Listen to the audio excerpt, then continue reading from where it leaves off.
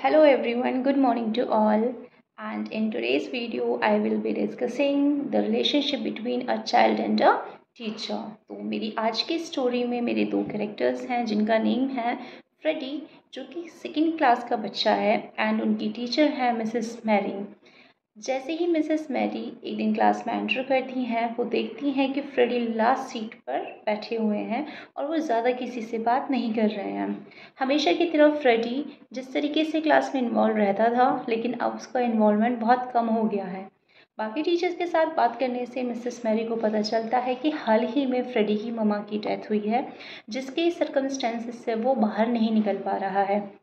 उसने अपने फ्रेंड्स के साथ बैठना, ज़्यादा लोगों के साथ बात करना, वो सब चीज़ें बंद कर चुका था। इनफैक्ट उसकी स्टडीज़ पर भी इसका बहुत ज़्यादा असर पड़ा था। धीरे धीरे मिसेस मैरी सोचती हैं कि अगर ये इसी सर्कमस्टेंसेस में रहा तो इसके लिए बहुत ज़्यादा प्रॉब्लमेटिक हो सकती है, और साथ ही साथ में ये स्टडीज़ पर बिल्कुल भी कंसंट्रेट नहीं कर पाएगा। सो वो एक दिन लंच ब्रेक में सारे बच्चों को बोलती हैं कि आप सब लंच बाहर करेंगे और वो फ्रेडी के साथ बैठकर बात करेंगी। जब वो फ्रेडी के साथ बात करती हैं, उन्हें कंसोल करने की कोशिश करती हैं, और धीरे धीरे फ्रेडी भी ये बात समझ जाता है। एक टीचर का रोल एक बच्चे की लाइफ में बहुत इम्पॉर्टेंट है, वो हम आगे आकर देखते हैं। धीरे धीरे मिसेस मैरी फ्रेडी को सारी चीज़ें सिखाना शुरू कर देती हैं जिसमें वो लैकिंग कर चुका था। धीरे धीरे वो उसको reading skills, writing skills, even उसको अर्थमेटिक मैथ्स भी सिखा देती हैं। धीरे धीरे साल गुजर जाते हैं और जो हमारा फ्रेडी है क्लास सेकेंड से एट्थ में आ जाता है।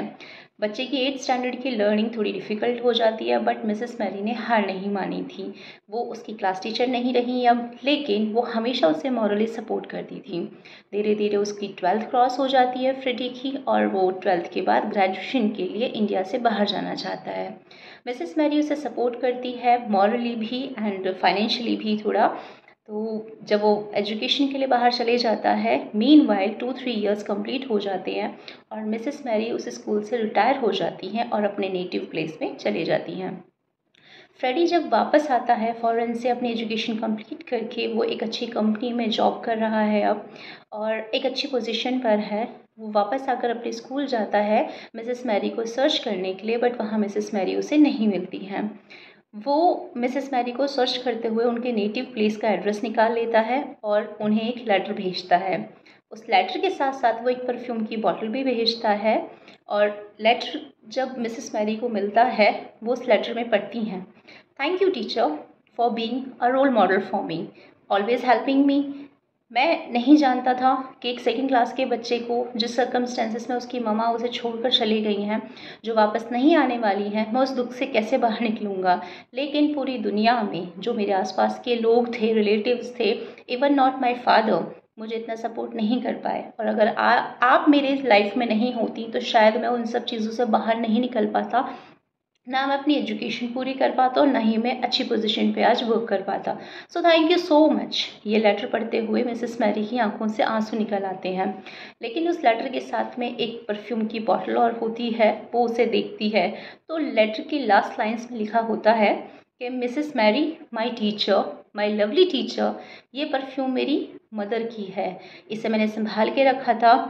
You smells like my mom, आपसे मेरी मम्मा की खुशबू आती है, इसलिए ये बॉटल आपके लिए। नेक्स्ट वीक मेरी शादी होने वाली है, मैं चाहता हूँ कि आप उसमें ज़रूर आएँ। ये देखकर मिसेस मैरी और ज़्यादा इमोशनल हो जाती हैं और वो फ्रेडी की शादी में आने का डिसीजन ले लेती हैं। वो शादी का दिन भी आता है, मिसेस मैरी मैरिज होम की तरफ आती हैं, और जहाँ पर दूल्हे के मॉम डैड का नाम लिखा होता है, सीट्स रिजर्व होती हैं, वहाँ पर मिसेस मैरी का नाम लिखा होता है उसकी मॉम की जगह पर। वो देखकर बहुत खुश होती हैं और जाकर फ्रेडी को गले लगा लेती हैं। दोनों की ये बॉन्डिंग देखकर सब लोग बहुत ज़्यादा इमोशनल हो जाते हैं। इवन जो फ्रेडी है, उसने कभी सोचा नहीं था कि उसकी लाइफ में एक ऐसा टीचर भी आ सकता है जो उसको अपने बेटे की तरह रखेगा, एंड एक टीचर ही है जो अपने आप को पूरी तरीके से डिनोट करके एक बच्चे की लाइफ को सुधारने में लग जाता है। बीइंग अ टीचर, हमारी लाइफ में हमेशा ऐसे बच्चे आते हैं जो या तो फाइनेंशियली बैकग्राउंड से स्टेबल नहीं होते या फिर इमोशनली बैकग्राउंड से स्टेबल नहीं होते हैं। ज़रूरत है जस्ट उन्हें थोड़ा सा समझने की, थोड़ा सा उन पर कॉन्सेंट्रेशन देने की। Don't get hyper, don't get don't lose patience, आपको बहुत आराम से उन बच्चों को हैंडल करने की ज़रूरत है. So I request everybody all the teachers to have the same dignity with the teaching profession. ये टीचिंग प्रोफेशन हमारा चूज़ किया हुआ है, हमें चॉइस नहीं मिली थी. So thank you so much.